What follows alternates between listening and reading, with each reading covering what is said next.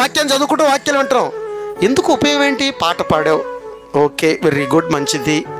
ప్రసంగం చెప్పావు, very good మంచిది. ప్రసంగం విన్నావు, మంచిది వెరీ గుడ్. ఏంటి లాభం? పాడిన పాట ప్రకారం నీ జీవితాన్ని కట్టుకున్నావా? విన్న మాట ప్రకారం నీ జీవితానికి ఏమన్నా అప్లై చేసుకున్నావా?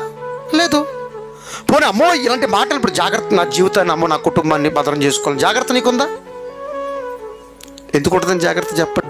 ఏ విషయంలో జాగ్రత్త తీసుకుంటాం మనం? ఎన్నో భౌతిక సంబంధమైన విషయాలు చెప్పాను కదా. టీవీ విషయంలో జాగ్రత్త, ఫోన్ విషయంలో జాగ్రత్త.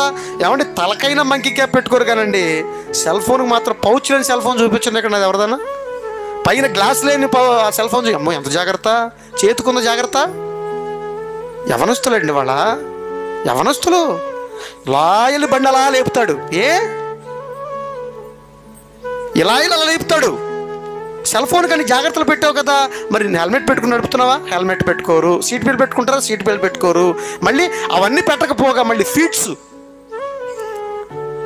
ఎవరిచ్చారయ్యా నీకు ఈ దేహాన్ని? ఎవరిచ్చారు నీకు ఈ బ్రతుకుని? నీ ఇష్టం అనుకుంటున్నావా? నీ ఇష్టం వచ్చినట్టు అవయవాలు పోగొట్టేసుకుంటావా నువ్వు? నీ ఇష్టం వచ్చినట్టు నేరాలు పాపాలు నీ ఇష్టం వచ్చినట్టు చేసేస్తావా? ఈ జ్ఞానం